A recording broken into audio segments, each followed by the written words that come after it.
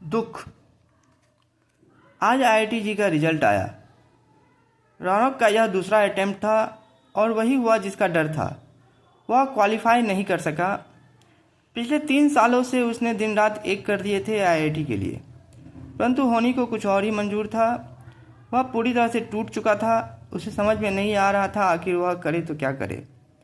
सच तो यह है कि वह दूसरा कुछ करना ही नहीं चाहता था।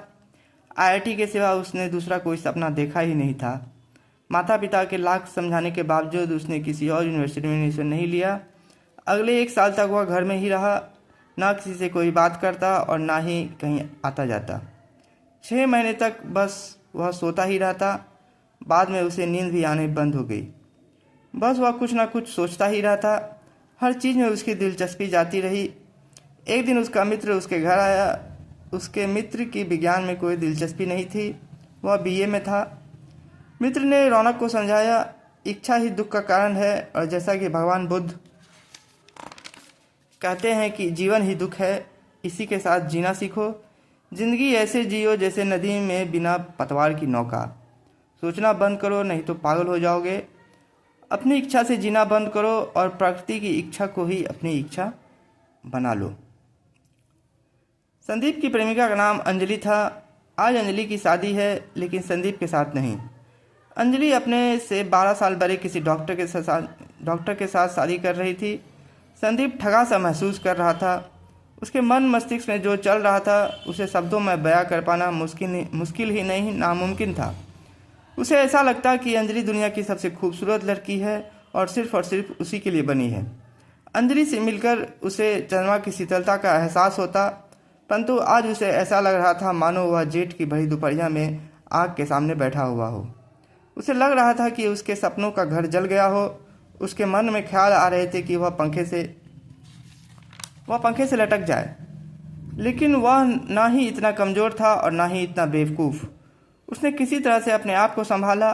सब कुछ भूल कर वह अपने दोपहर का खाना खाया और सोने चला गया। लेकिन फिर से उसका दिमाग अंजलि की ओर चला गया। अपना दिमाग उसकी ओर से हटाने के लिए उसने अपना मोबाइल उठाया और यूट्यूब पर वीडियोज स्क्रॉल करने लगा। उसे एक रशियन मूवी वाइट नाइट्स देखने लायक लगी। वह मूवी देखने में व्यस्त हो गया। मूवी खत्म होते होते उसकी आंखों से अश्रु की अविरल धारा बह रही थी। शाम में उसने अपनी साइकिल निकाली। 45 मिनट साइकिल चलाने के बाद वह गंगा तट पर जा पहुंचा। वहाँ एक बेंच पर जा बैठा। सूरज अभी अभी ढला था। आकाश की लालिमा में अजब सी सुंदरता थी। गंगा का जल भी लाल लग रहा था। ठंडी ठंडी मीठी हवा बह रही थी। उसे दुनिया इतनी सुंदर पहले कभी नहीं लगी। उसे सहसा एहसास हुआ, स्वर्ग कहीं है तो बस यहीं है। राहुल की उम्र 32 साल थी। लगभग 5 साल पहले ही प्रिया से उसकी शादी हुई थी। वह खुश था, बहुत ही ज़्यादा खुश। प्रिया खूबसूरत थी, भला की खूबसूरत। उसे ऐसा लगा कि उसने 10 करोड़ की लॉटरी जीत ली हो। शादी अरेंज मैरिज थी। वह प्रिया से बहुत प्यार करता था, लेकिन खुशी ज़्यादा दिन टिक नहीं सकी। 2 साल बाद ही उसे ऐसा लगने लगा कि दाल में ज़रूर ही कुछ न कुछ काला है। प्रिया की हंसी उसे दिखावटी लगने लगी। हर 10 दिनों में जब वह ऑफिस से लौटता तो उसे प्रिया घर में नहीं मिलती। कभी बोलती कि बाजार गई थी, कभी कहती कि किसी सहेली से मिलने गई थी। इसी तरह से 4 साल बीत गए। उसने एक प्राइवेट डिटेक्टिव से संपर्क किया और उसे प्रिया पर नज़र रखने को कहा। लगभग 6 महीने बाद प्राइवेट डिटेक्टिव ने उसे बताया कि प्रिया किसी दूसरे आदमी से मिलती जुलती रही है। दोनों अक्सर ही होटल में समय गुजारते हैं। राहुल को इस बात का अंदेशा पहले से था। उसने प्रिया को कुछ नहीं कहा और कोशिश की कि वह इस बात को भूल जाए, और वह इस बात को भूल भी गया। एक दिन प्रिया किचन में खाना बना रही थी। राहुल किचन में गया और प्रिया से बोला कि आज उसे कुछ अच्छा खाने का मन कर रहा है। प्रिया ने उसे चिकन लाने को कहा। राहुल को भी यह बात पसंद आई और वह चिकन लाने चला गया। दुकान में चिकन को कटता देख उसे कुछ अजीब सी संतुष्टि महसूस हो रही थी। चिकन खरीदकर वह घर चला आया और उसने चिकन का थैला प्रिया को थमा दिया। प्रिया किचन में काम करने लगी।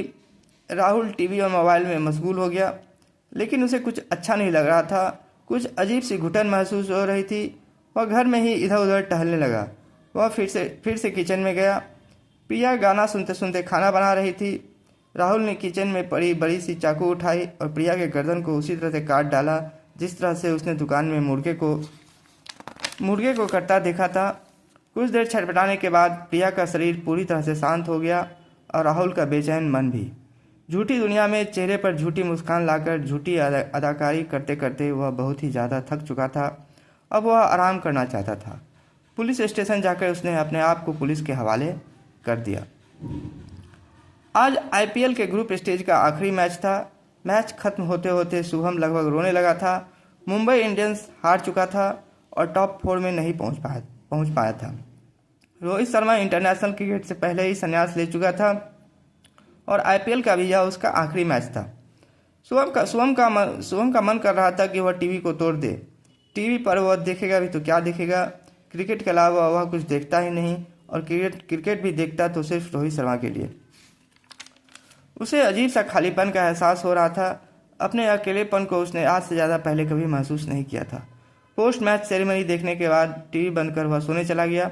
बिस्तर पर लेटे लेटे वह एमआई के 5 बार ट्रॉफी उठाने को याद कर रहा था, तो कभी वह ट्रेविस हेड के उस कैच को याद कर रहा था जो कि उसने 2023 के वर्ल्ड कप फाइनल में लिया था। कभी 2024 के T20 वर्ल्ड कप के बारे में सोचता तो कभी 264 रनों वाली पारी को। उसे याद आया कि जब 2007 के T20 वर्ल्ड कप में पहली बार रोहित शर्मा को देखा था, उस समय उसके मन में यही ख्याल आया था कि ये तो भावविहीन और मरियल सा दिखता है। इस बारे में सोचकर शुभम को हंसी सी आ गई। इन्हीं बातों को सोचता हुआ शुभम सो गया। नींद में कोई दुख नहीं होता। मोक्ष और नींद के अलावा दुख से बचने का कोई उपाय नहीं है।